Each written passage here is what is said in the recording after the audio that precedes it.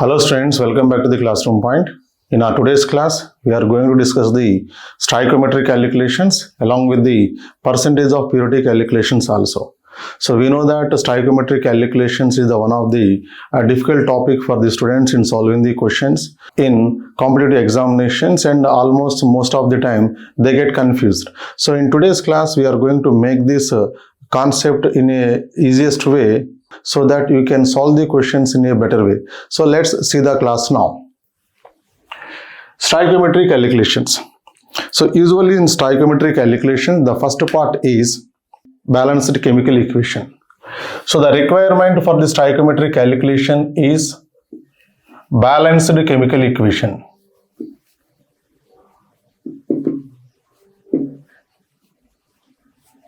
So one must know the balanced chemical equation, then only they will be able to solve the questions. So let us try to see the general examples here. If an equation is given like this, A reacts with the B and giving the C plus D without mentioning any number of moles or stoichiometric coefficients involved in that reaction.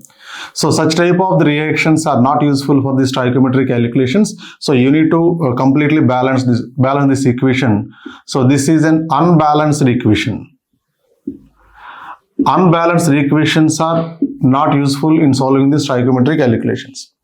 So that to make it balanced chemical equation, we must and should mention the number of stoichiometric coefficients. If the number of stoichiometric coefficients in this entire equation is only 1 for every reactant and product, then that is called the balanced equation. Otherwise, it is a unbalanced equation. So A moles of A reacts with the B moles of B and produce C moles of C plus D moles of D. So this equation we can write in the different formats using the mole-mole relation, mass-mass relation, volume-volume relation, and mole mass and volume mass, and all these different combinations we can write now. So let us try to see how to write down this mole-mole relation here. So this mole-mole relation says that all reactants and products must be mentioned in the moles format. So let us see here. Here moles of A reacted divided by number of stoichiometric coefficients of A is equals to, so any given equation we have to write down in this format to solve the stoichiometric coefficients, stoichiometric calculations, then only we can solve the questions in the easiest way. And next one is moles of B divided by its stoichiometric coefficient B is equals to moles of capital C divided by its stoichiometric coefficient small c, that is equals to moles of capital D divided by its stoichiometric coefficient. And here this is the only mole-mole relation. That means every reactant and product is mentioned in the form of the moles. That's why it is called the mole-mole relationship. And here, what are these moles of A, moles of B, moles of C, moles of D? So these numerator values, either given values or to be calculated values. If moles of A is given and moles of B they are asking, then A will be the given value and B will be the to be calculated value. That's why the numerator values either known values or unknown values, and A, B, C, D whatever written in the denominator, they are the stoichiometric coefficients from the balanced chemical equation. Now we know that mole is equals to weight of the compound by molecular weight of the compound. So in the place of weight, moles, I can substitute this weight by molecular weight, so that this equation can be written in the mass-mass relationship as. So in mass-mass relationship, all reactants and products are mentioned in the form of the mass. So here in the place of the moles, moles of A means weight of A divided by its molecular mass. So that I can write down that weight of A divided by A into A means stoichiometric coefficient, these values don't change, and molecular weight of A, this is equals to, and B, weight of B divided by small b into molecular weight of B, that equals to, here weight of C divided by C into molecular weight of C, that equals to weight of D divided by small d into molecular weight of capital D. So here everything is mentioned in the in terms of the mass. So it is called the mass-mass relationship. Now let us go with the volume-volume relationship. So all the reactants and products are mentioned in terms of the volume, provided that all the reactants and products are in the gaseous state. So volume relationship is applicable only for the gaseous components. If any reactant or product is present in the other than the gaseous form, then their concept not to be taken in the form of the volumes, but to be taken in the form of either moles or in terms of the mass. So that whichever components are present either in the solid state or in the liquid state in the chemical reaction, there we cannot apply the volume, there we can apply either mass or number of moles. So that now I am imagining that all the reactants and products are present in the gaseous form, so that when gaseous form is given, mole is equals to given volume in liters divided by STP volume, that is 22.7 liters. So that here I can write down this one as, in the place of moles of A, I can write down those terminology now. That is volume of A divided by stoichiometric coefficient into 22.7 liters. That equals to, here volume of B divided by small b into 22.7 liters, which is equals to volume of C, which is given, all these volumes to be given in the liters only, divided by its stoichiometric coefficient into 22.7 liters, which is equals to volume of D divided by small d into 22.7 liters. Remember that whenever all the reactants and products, or else you are getting the volume-volume relationship, 22.7 get cancelled every time. That's why when you are relating the one volume with the another volume, not necessary to take the 22.7 in the denominator. But whenever you are taking the moles with volume, mass with volume combination, then this 22.7 in the denominator is compulsory. Why? Because here cancellation 22.7 values are not present. So dear students, one has to write any given chemical equation in this format in solving the questions. So let us take one equation from which we can apply all these concepts to solve that question, so that you can understand the concept in a better way and in the easiest way. The thermal decomposition of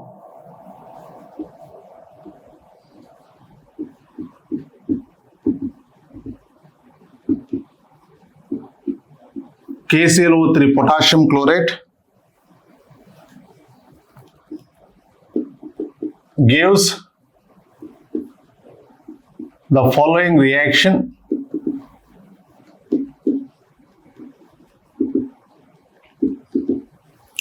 So the reaction is 2 KClO3, which is a solid, on decomposition produce 2 KCl solid plus 3 O2 oxygen, which is a gas. Now the question is, then find the mass of both KCl and O2 produced when 1.225 grams of KClO3 is decomposed.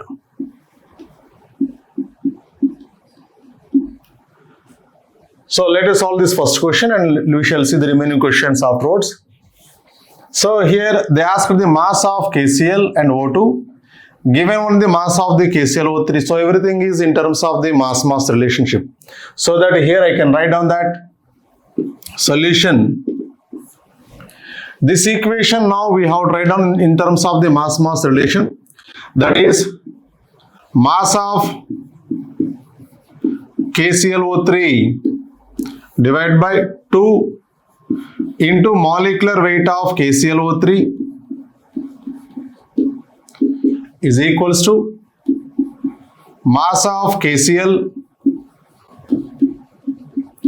divided by 2 into molecular weight of KCl is equals to, again is oxygen also asked, so that we can write down that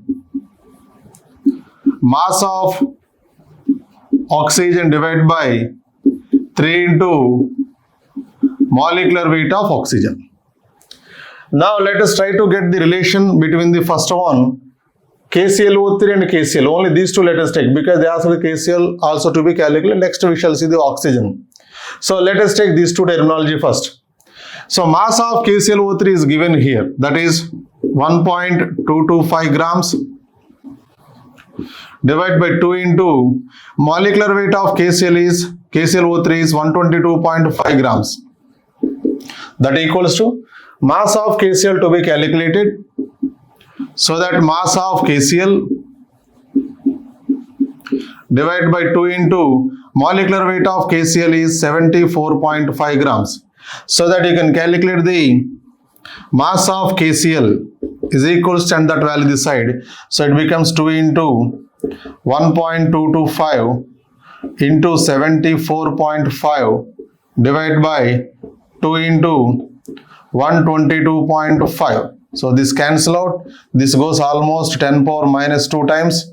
So the answer is equals to 74.5 into 10 power minus 2 grams, or else you can write down that in scientific notation 7.45 into 10 power minus 1 grams. So once you write down this relation, it becomes very easy to solve the question. Let us see the calculation of the mass of the oxygen. So that is B, mass of the oxygen from the KClO3. So that now let us relate these two. So here I can write down that mass of KClO3 given as 1.225 grams divided by 2 into 122.5 grams is equals to mass of O2 to be calculated. So that mass of O2 divided by 3 into molecular weight. 3 into molecular mass of oxygen is 32. So that mass of oxygen is equals to, send this value that side. So that 3 into 32 into 1.225 divided by 2 into 122.5. So you'll get the answer in the grams. So this is the way to solve the questions when mass-mass relationship is given. Now let us see the second question in this one only. Find the volume of oxygen produced if 1.225 grams of KClO3 is decomposed.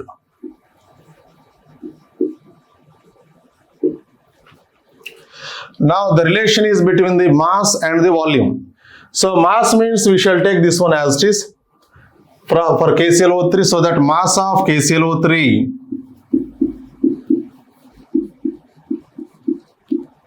divided by 2 into molecular weight of KClO3 is equals to, regarding the oxygen they asked the volume, so that we have to go for the volume terminology. Already relation is given. So here we can write down that volume of oxygen in liters divided by 3 into 22.7 liters. This relation already in the previous one I have shown you, so that you have to copy from that. So now volume of oxygen to be calculated in liters is equals to, you send that value here. So 3 into 22.7 liters into mass of KClO3 already given here 1.225 grams divided by 2 into molecular mass of KClO3 is 122.5 grams. Grams cancel out. Final answer will get in the liters. So this is the way to get the stoichiometric calculations solving the questions will be very easy if you follow this type of the method. So let us see some of the important chemical equations that frequently asked in the stoichiometric calculations, so that one must know about the some chemical equations which are 90% of the stoichiometric calculation they are only used, so that if you know those chemical equations, it will be easy to you to solve the questions also. Let us see those questions now. Some important chemical equations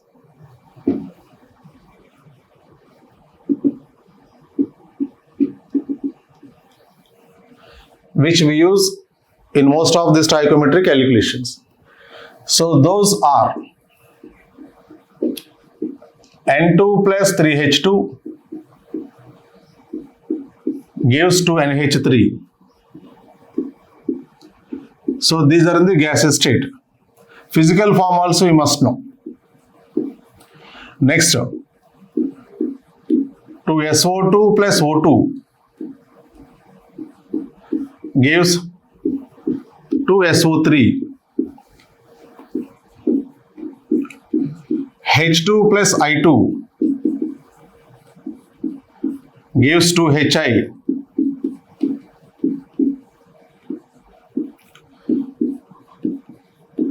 Ammonium hydrogen sulfide, which is a solid, when decomposed, gives ammonia gas plus hydrogen sulfide gas. CaCO3 solid, when decomposed, it gives calcium oxide solid plus carbon dioxide gaseous state. Its reverse reaction also possible. That is, CaO solid reacts with carbon dioxide in gaseous state to form the CaCO3 in the solid state. Next, ammonia gas react with hydrogen chloride gas to produce ammonium chloride gas, which is a white fumes.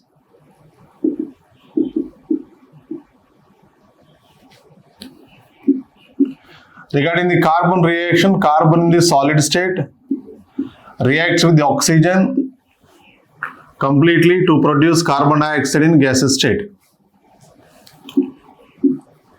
Next, carbon in solid state reacts with the half mole of the oxygen gaseous state to produce carbon monoxide in the gaseous state. Next, carbon in solid state reacts with the carbon dioxide in gaseous state to form 2 moles of the carbon monoxide in the gaseous state. Next, PCl5 in gaseous state dissociates as PCl3 and Cl2 in gaseous state.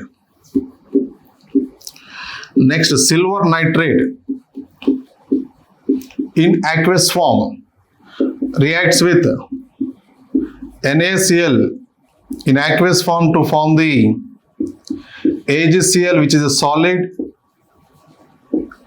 and white precipitate, plus NaNO3 in aqueous form. Barium chloride in aqueous form reacts with Na2SO4 sodium sulfate in aqueous form to produce barium sulfate, which is a solid. It is also white precipitate plus 2 moles of NaCl, which is present in the aqueous form. And we know this equation, the last one, hydrogen in the gaseous state reacts with the half moles of the oxygen in the gaseous state. Here 2 conditions are available. If STP conditions are taken, then take the H2O in the liquid state. If STP conditions are not taken, but a combustion process is considered, then take the H2O in the gaseous state. Because STP conditions means temperature must be equals to 0 degrees centigrade, or else 0 degrees centigrade means almost H2 in the solid state, but during the formation some energy will be released. So using that energy, ice melts and produce the H2 in the liquid state. So that is the reason why when standard conditions are taken, standard state of the H2 is the liquid state, but if combustion procedure is considered, then H2 has to be considered in the gas state. So these are the one of the important and basic fundamental equations which helps in solving the most of the stoichiometric coefficients. Either one way or other way they are connected to these equations only. So let us see some more stoichiometric calculations. Find the mass of CaCO3 required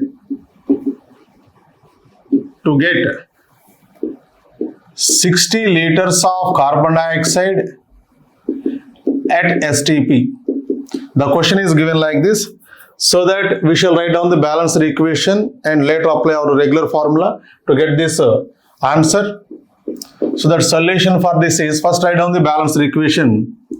CaCO3 solid on decomposition gives calcium oxide solid plus carbon dioxide in the gas state.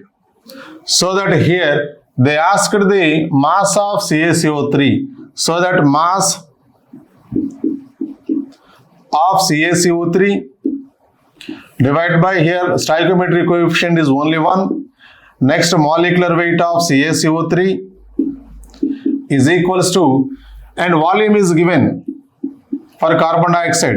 Volume of CO2 carbon dioxide given in the liters divided by stoichiometric coefficients also 1 into the 22.7 liters at STP.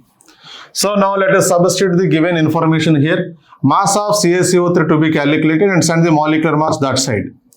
So that mass of CaCO3 is equals to volume of CO2, that is 60 liters,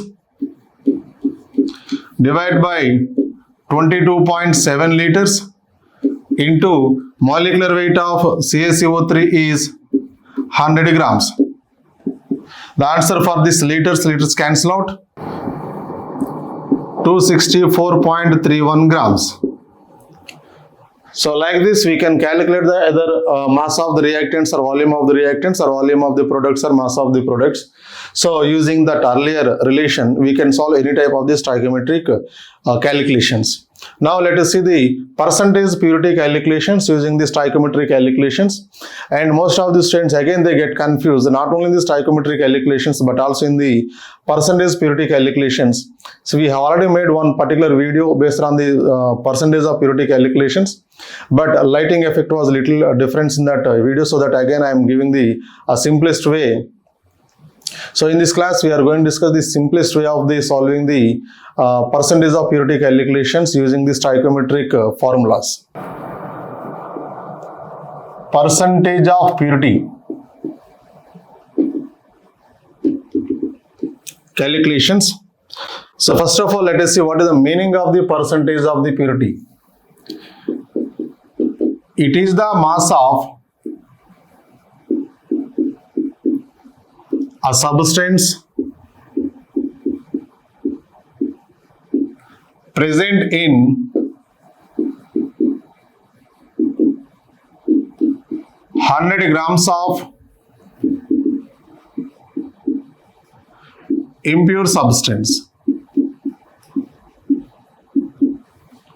So percentage of purity is equals to mass of pure substance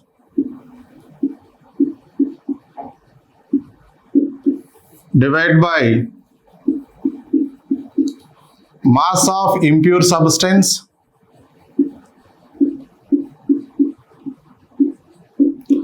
into 100. So everyone knows this formula. Using this formula means either you have to calculate the mass of the pure substance, percentage of purity. This will be lengthy calculation. which makes sometimes us confused in solving these questions also using this type of the formula. This is the original formula to calculate the percentage of purity of the particular compound. But now let us see how to solve the percentage of purity calculations using the stoichiometric equation or stoichiometric relation. So in that we must remember one thing, that in almost all the chemical reactions, the reactant only becomes impure. Whatever the given is, always impure reactant is present and product is always present in the pure form. Why? Because product is produced, the produced one is always the coming in the pure form from the impure compound. So that you must remember that reactant always you consider the reactant as the impure form and product is the pure form. Then we can do the calculations. So that here consider the reactant is impure and product is pure. So using this relation, we shall solve some questions. So look at this side. One question is, find the mass of CO2 produced from 10 grams of 80% pure CaCO3. So impure CaCO3 is only 80% is pure, 100% is not pure, remaining 20% is impurity is present. So first of all, let us write down the balanced equation to solve this question in the easiest way. So that let us see here, CaCO3 solid decomposes to give CaO plus CO2 in gaseous state. So our main relation is between the CaCO3 and CO2. So mole relation, let us write down, or mass relation. Already we have seen that. So let us develop the mass relation using the stoichiometric relation. That is mass of CaCO3 divided by 1 into molecular weight of CaCO3 is equals to mass of CO2 divided by 1 into molecular weight of CO2. This is the fundamental relation that everyone knows. Then how to use this 80% is very simple. They are discussing that reactant is only this much pure.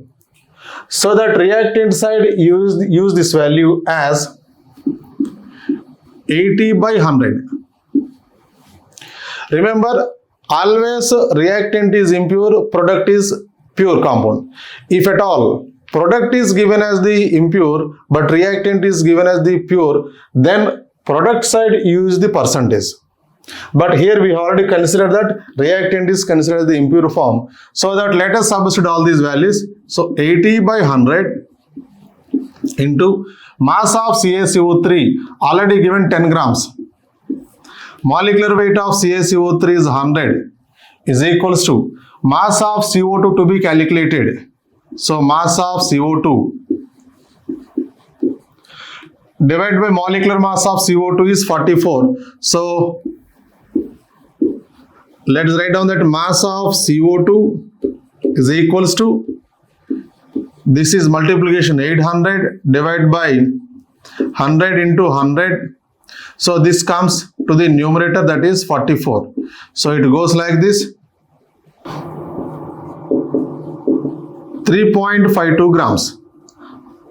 So that only 3.52 grams of CO2 is going to produce in this question. How much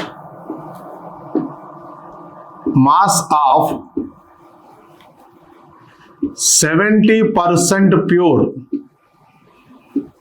CaCO3 is required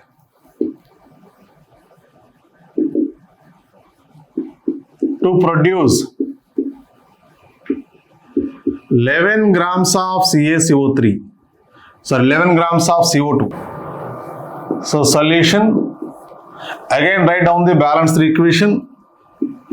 CaCO3 on decomposition gives CaO plus CO2 in gas state. Again develop the mass relation because only mass is asked. So that mass of CaCO3 divided by 1 into molecular weight of CaCO3 is equals to mass of CO2 divided by 1 into molecular weight of CO2. CaCO3 is how much pure? Only 70% pure. So that 70%, percent means per 100. So that mass of CaCO3 to be calculated. So now mass of CaCO3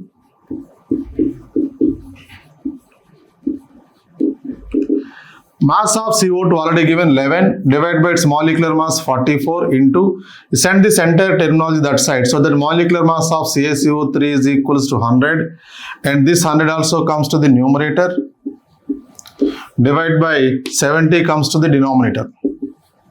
The value is 35.71 grams of CaCO3 is required. So let us see one more question. So the question is, a 25 gram sample of calcium oxide is heated with excess of hydrochloric acid to produce water and 37.5 grams of CaCl2. So what is the percent yield of the reaction they are asking? So let's write down the balanced equation.